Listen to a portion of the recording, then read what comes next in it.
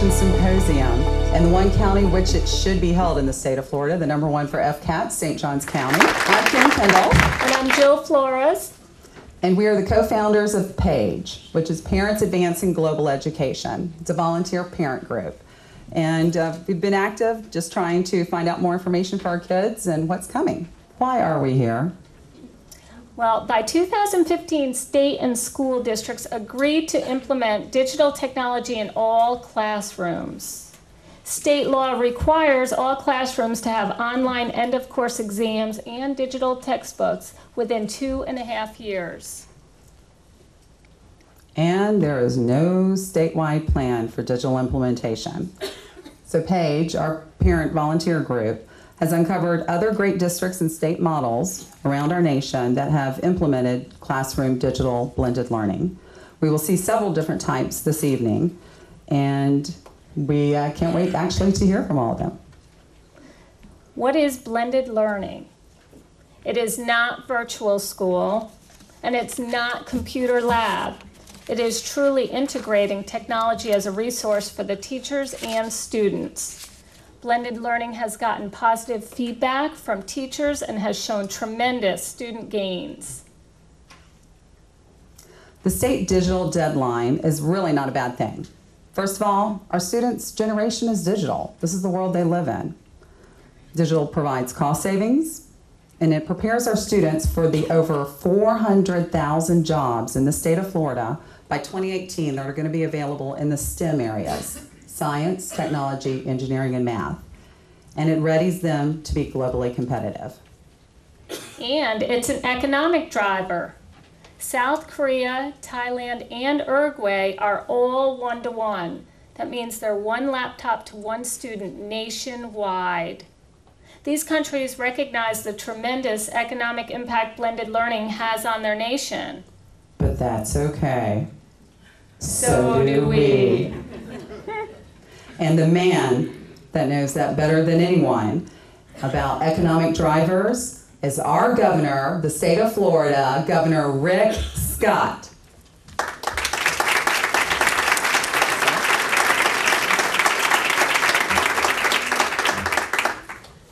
Can you hear? Yes, sir. Good evening, Governor. I ran for governor 2 years ago with the idea that we need to get our state back to work. What we need to do is really focus on making Florida the place where businesses could prosper, because that's where the jobs would come. So it's reduce taxes if we can, reduce regulation, litigation, do everything we can to make it where when you go buy a product or a service, you're thinking about buying it from a Florida company. Because if we want jobs, it's going to be because it's going to come from a Florida company building those jobs. Now, we have a significant opportunity with regard to technology.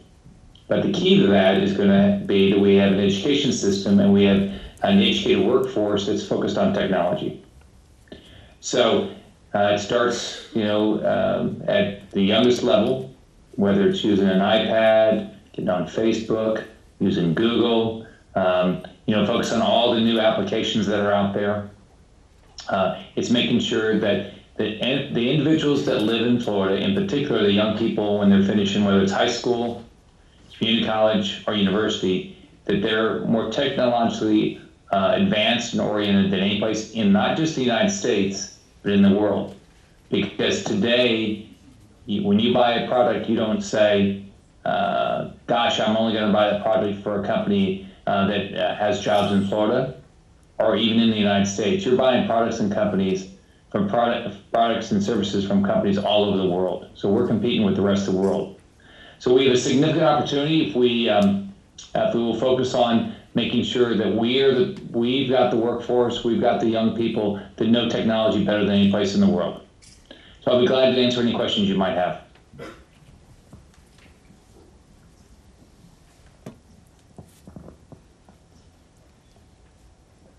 Governor, we are 7th graders. Where do you see our state 10 years from now when we are entering the workforce? And what kind of jobs do you think there will be for us? Well, one thing nice about America is, as we know, things that we're not even thinking about the things that are going to be going on in 10 years. I think if you look at Google, it's probably what, 12 years old. If you look at Facebook, it's probably what, 7 years old. If you look at a lot of the new applications that you can use on your smartphone or your iPad or on your computer, we hadn't even thought about them. So I think what we're going to see is we're going to see an explosion of new technology, new devices, new applications. And so it's going to be, the test for Florida is going to be, do our young people, do they get a great education? Are they active and are they the leaders in building companies? You know, we've got the third most number of technology companies in the entire United States now. So we've got a lot of things going for us. We're the first, we did the first operating system. I understand it's the first computer. We did laser technology, a lot of things. But we need the Facebooks, we need the Googles, to start with, you know, the 7th graders now that are thinking about how they're going to change the world. Hello, Governor. We are sophomores. Governor, will Florida continue to offer a wide variety of STEM courses in the high school so that students are prepared to compete at a global level in the job market? Well, they should. As you know, the way the state is organized is that the funding for our K through 12 comes from the state budget. And as you know, we increased state funding. I proposed, the legislature agreed, over $1 billion increase in funding. But the real key is going to be how active you are, your parents, your teachers, your principals, your superintendents, to make sure that all of our schools are very focused on STEM degrees, STEM knowledge. But it's really, most of those decisions are going to be made at the local level. We'll push them at the state level, but the decisions are going to be made locally. Governor, what level of education would I need to become governor of the state of Florida? Well, by law, all you need to do is be 30 years old and have lived in the state for 7 years. Now, the benefit when you run for office is they're going to say, what they should say, you as a voter, when you vote, you're going to say, I want a governor that is going to help my family. And what does your family care about? The biggest things that your family cares about is, one, you'd like to make sure you have a job. So you don't want a governor, a legislature, you don't want local governments that are doing things that impact the success of companies so they can hire people. You want to make this the state where companies want to build, grow, expand, move here. That's what you want. So the most likely background of what you're going to have is you're going to have some success in building companies. You want to have success in starting companies. You want to have success in business development, because that's going to be the biggest issue we have going forward. We are competing. When you buy a product, you don't say, "Oh gosh, I'm only going to buy a Florida product." You're buying a product. You might buy a product made in Vietnam. If Vietnam does a better job of creating an environment where businesses succeed, that's where business is going to go. So for you, if you want to become governor, and I hope you don't run in 2014, because I've got one more race I can run. But if you're going to decide to be governor, you want to have a business background. I think that people feel comfortable. You're going to help grow jobs. How do you use technology in your job? Well, the biggest thing I use technology for is communicating and staying up to speed on. I've got to continue to get a lot of information, and I've got to connect with as many citizens of the state as I can. So I try to get a lot of information using the internet. I use applications that drive information to me. I also connect with people all across the state, whether it's through people sending me emails or whether it's doing Skype. Things like this, where I talk to a lot of individuals. So that's probably my biggest use of technology. And of course, I like the music I have on my iPad also. Hi, Governor. We are juniors. Florida has led our nation many times on education, and we believe that the digital reform that is coming, that we can do it right in our state.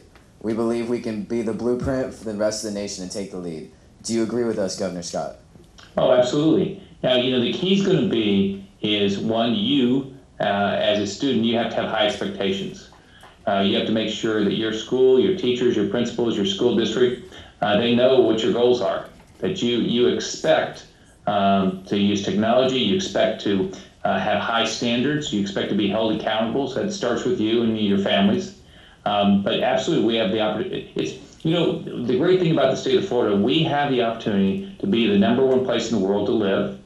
I mean, nobody has our beaches, nobody has our weather, nobody has the quality of our people.